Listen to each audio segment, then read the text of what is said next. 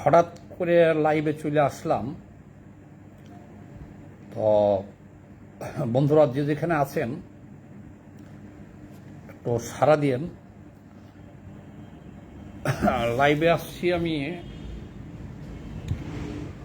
গাটা দিয়েই লাইভ করতেছি। ব্যাপারটা যোগ দেন আপনারা। হ্যাঁ, এই তো যোগ দিতেছেন বন্ধুরা। আপনারা যোগ দিলেই আমি লাইভটা শুরু। হ্যাঁ, কমরেড হৃদয় খান, আমাকে কি ঠিকঠাক মতো শোনা যায়? শোনা যাচ্ছে? একটা কমেন্টস করে জানান সব ঠিক আছে কিনা।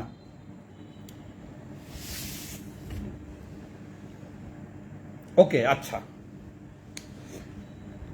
আজকে লাইভটা কি করব, মনটা খারাপ। খারাপ হলো কি কারণে, আজকে একটা গল্প দিয়া টোটাল লাইভটা করব। এনসিপি বৈষম্য বিরোধী ছাত্র আন্দোলন, যার জন্য হাজারো মানুষ প্রাণ দিল, হাজারো যুবক তরুণ প্রাণ দিল, হাজার হাজার জন আহত হইল। আজকে আমরা দেখতে পেয়েছি যে জাতির মধ্যে সবচেয়ে এই এনসিপি আর বৈষম্য বিরোধী ছাত্র আন্দোলন, এরা সবচাইতে বেশি দুর্নীতিবাজ, চাঁদাবাজ, চরিত্রহীন এবং লামপট্ট, সব দিক দিয়েই আমরা লজ্জিত, আমরা দুঃখিত। পুরা জাতি এখন লজ্জার মুখে পড়ে গেছে। কিন্তু সবচেয়ে বড় কথা যে তাদের কোনো লজ্জা নাই। পুরা জাতি আমরা লজ্জায় আমরা মাথা নত করে ফেলেছি। তাদের কোনো লজ্জা নেই। একজন মজার একটা গল্প বলি, শোনেন। একজন সাধু সন্ন্যাসী হাতে একটা ত্রিশূল নিয়া, লাল কাপড় পরিয়া গ্রামে গ্রামে ভিক্ষা করে বেড়াইত। কিন্তু সে খালি মুখ দিয়ে বলতো, সব নষ্ট নষ্ট নারে এক, সব নষ্ট নষ্ট নারে এক, সব নষ্ট নষ্ট নারে এক। এটা শুনতে শুনতে শুনতে শুনতে শুনতে শুনতে কিছু পোলাপান এর রহস্য আবিষ্কার করার জন্য চেষ্টা করলো, ওর পিছনে লাগলো যে কি ব্যাপারে এই সাধু সারাদিন ভিক্ষা করে। ভিক্ষা করে তো সে ভগবানের নাম নেয় না, আল্লাহর নাম নেয় না, খালি কয় সব নষ্ট নষ্ট না রে আর, কয়টা চাল দেন মাগো বা কোনো সাহায্য দেন মা, কথাই কথাই সব নষ্ট নষ্ট না রে। যাই হোক, পুন্ডা পোলাপান ওর পাশ লাগলো যে দেখি কই থাকে, কোত্থেকে আসে, কই যায়। পরে যে দেখা গেল কি, এক পাহাড়ের গুহার ভিতরে একটা কুঠুরি ঘর আছে সুন্দর। সেই ঘরে এই সাধুর এক ষোড়শী কন্যা আছে, আর কেউ নাই। তো সাধু করতো কি, সকালে আসার সময় তার ঘরে তালা মেরে তাকে রেখে চলে আসতো। মানে ওই মেয়েটা জীবনে কোনো পরপুরুষ দেখে নাই, সাধু নষ্ট হইতে দেয় নাই। কি করত, ছোট থেকেই তাকে তার ঘরে তালা দিয়ে সে চলে আসতো, আবার সারাদিন ভিক্ষা করার পরে কাজ শেষে যে তালা খুলত। এইভাবে পার করেছে 16-18টা বছর। তাহলে এই 18 বছর তো এই 18 বছর কোনো পুরুষের সাথে মিশতে পারে নাই, দৃঢ় বিশ্বাস সাধুর। এই জন্য সাধু এটা বলে সব নষ্ট নষ্ট নারী এক, অর্থাৎ তার মেয়েটা নষ্ট না খালি, আর পৃথিবীর সব নষ্ট। এবার কিছু পুন্ডা পোলাপান একদিন যে দেখে আসলো তার বাসাটা, ওর পাঁচ লাগিয়া। আর পরের দিন দিনের বেলা গেছে ওখানে, যাওয়ার পরে দেখলো যে ওই সাধুর মেয়ে অন্য একটা ছেলে নিয়ে ফুর্তি করতেছে ঘরের ভিতরে। এরা যে ধরছে যে তোমার বাপে সারাদিন বলতেছে সব নষ্ট, নষ্ট নারী এক, তো তুমি এখানে এই ছেলে নিয়ে ফুর্তি করতেছ। তো বলল নষ্ট কি এটা তো আর আমি জানি না, আমার বাবা চলে যায় তখন এই যে তালা, এই তালার চাবি বানানো আছে, যে সমস্ত ছেলেপেলেরা জানে যে আমি এখানে একলা থাকি, তারা সবাই এই তালার চাবি বানায় নিছে।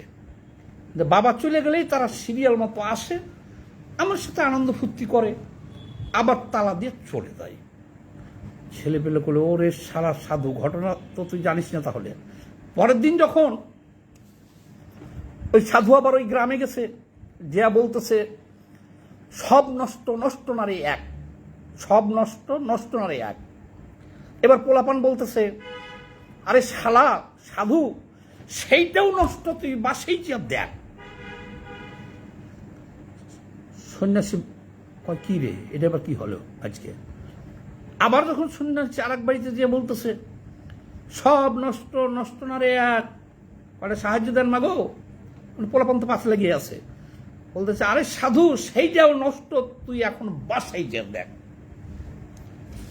সাধুকে বারবার এটা বলাতে মনটা খারাপ হয়ে গেছে, সে চলে গেছে বাসায়, ফিরে যায়, ভিক্ষা করবো না।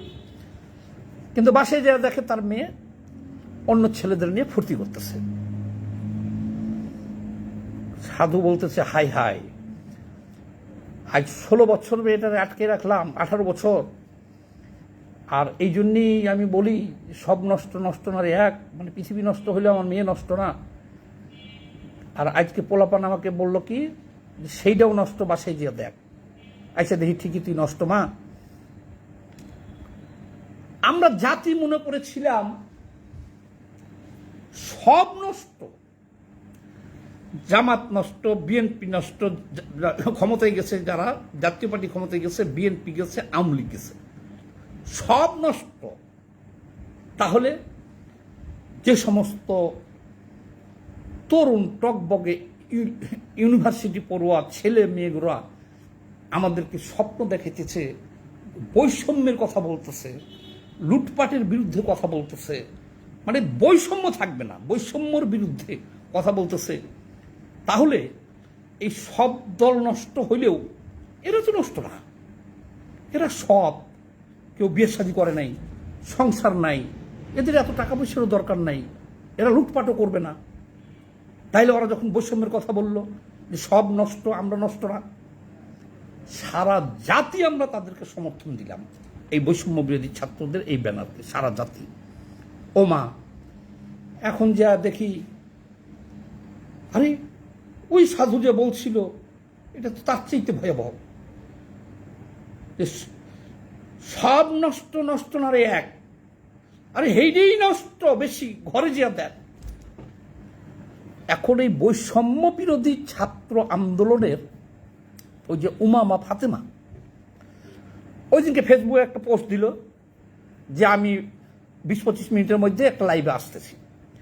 আমি পোস্টটা পেয়ে যোগাযোগ করলাম যে কী ব্যাপার, তো রিপ্লাই করলো যে ভাইয়া আমি আজকে খুব গুরুত্বপূর্ণ, আগে বলবো না, তবে আমি আজকে কথা বলবো এই বৈষম্য বিরোধীর জন্ম ইতিহাস, এনসিপি, এগুলো নিয়ে আমি আজকে কথা বলবো। ঠিক আছে, লাইভে আসলো, যখন গেলাম 2 ঘন্টা 24 মিনিট কথা বলছে উমামা ফাতেমা।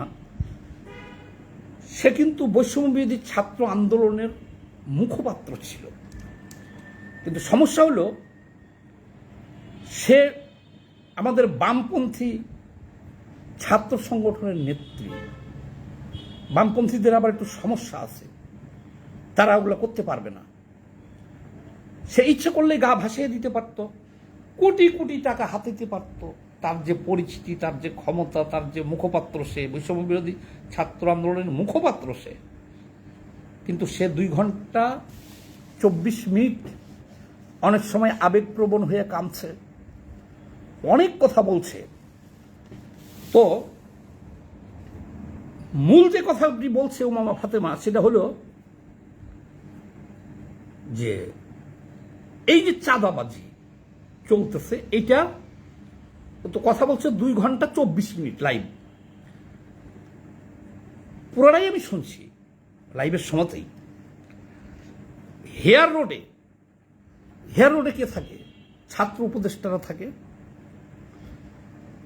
হেয়ার রোডে বসে সিদ্ধান্ত হয় রীতিমতো সমস্ত চাঁদাবাজি অপকর্ম যা আছে সব সারা দেশ ছড়িয়ে ছিটিয়ে হয়, কিন্তু হেয়ার রোডে বসে এটা সিদ্ধান্ত হয়। উমা ফাতেমা বলছে যে এই যে 10 লাখ টাকার চাঁদা আনতে যে ধরা পড়ছে, 10 লাখ আগে নিচে আরো 40 লাখ আনতে যে ধরা পড়ছে, বলছে এটির শিকড় অনেক গভীরে। সেটা হলো হেয়ার রোড মানে মন্ত্রীপাড়া মানে উপদেষ্টাদের। উনি যা বলছে তা তো বলছে,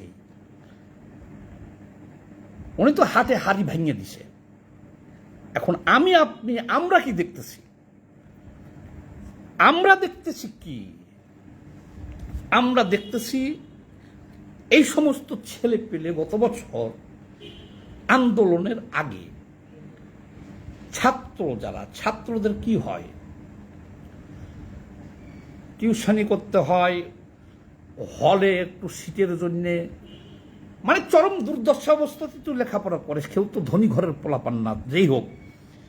সেই ছাত্ররা বৈষম্যের কথা বলল, আমরা জাতি বিশ্বাস করলাম, তাদের পাশে দাঁড়াইলাম, একটা গণ অভ্যুত্থান হয়ে গেল। হওয়ার পরে 1 বছরও হয় নাই, এই সমস্ত ছেলে পেলে কেউ শতাধিক গাড়ি নিয়ে শোডাউন করে। মানুষ জিজ্ঞেস করলে যে টাকা কই পাইলা, বলে এটা আমি জমিদারের নাতি, বাপদাদার আমল থেকেই ছিল। বাপে রিক্সা চালায়, সে পুরা সমন্বয়কও না, ছোটখাটো সমন্বয়ক, বাবাই রিক্সা চালায়। সেই 11 মাসে বাড়িতে বিল্ডিং করছে, আর এই যে 10 লাখ টাকা আনতে যে ধরা খেল। আজকের এই যে পত্রিকায় দেখলাম কোটি টাকার চেক পাওয়া গেছে, বিভিন্ন প্রতিষ্ঠান তাকে যে চেক দিছে কোটি টাকার চেক পাওয়া গেছে, আরো 20 লাখ টাকার এফডিআর করে রাখছে, সেটা পাওয়া গেছে।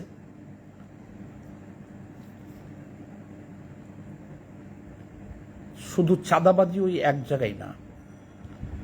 আর একজন সমন্বয়ক হান্নান,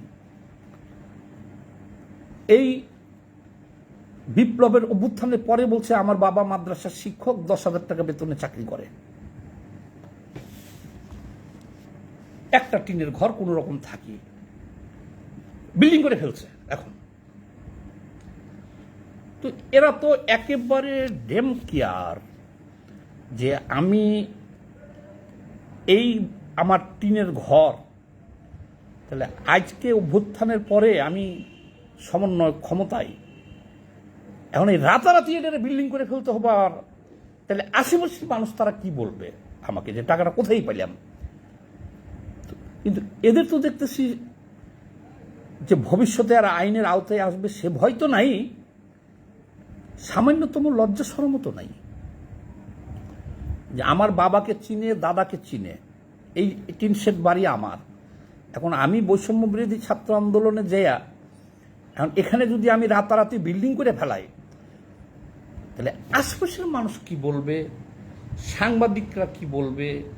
আর এইটা তো সারা দেশে যাবে। কত ডেঞ্জারাস কাজ হয়েছে দেখেন। উমা ফাতেমার 2 ঘন্টা 24 মিনিটের লাইভ তো আছে, আর আমরা যে চিত্র দেখতেছি সারা দেশের,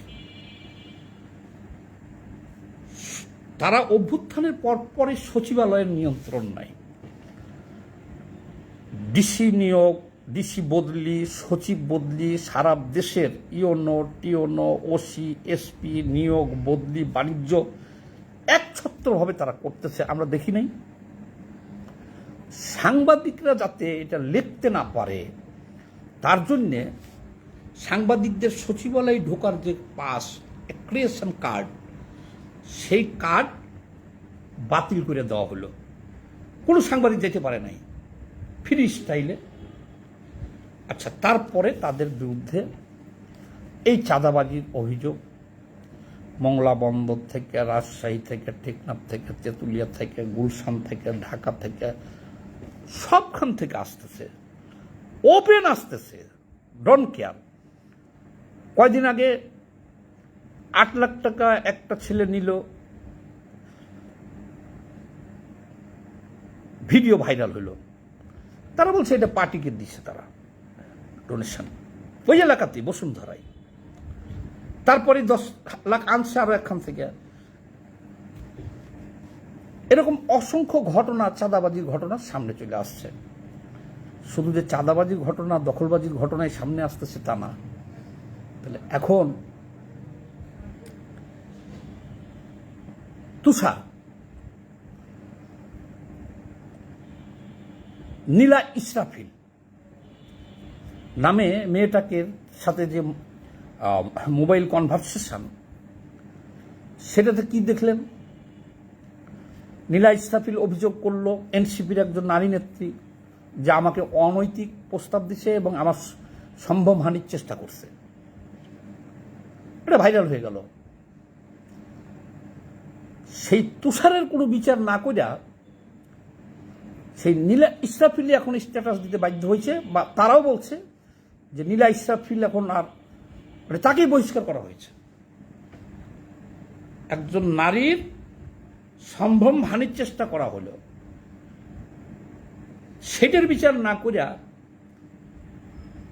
সেই তুষার নির্লজ্জের মতো সারা দুনিয়া দৌড়াইয়া বেড়াইতেছে, কিন্তু সে মেয়েটাকে সরিয়ে দেওয়া হলো। তাইলে এদের চরিত্র ত্রুটি, এই কাদের হাতে পড়ে গেছে দেশটা? আমরা আশ্চর্য না হয়ে তো পারতেছি না যে দেশটা এখন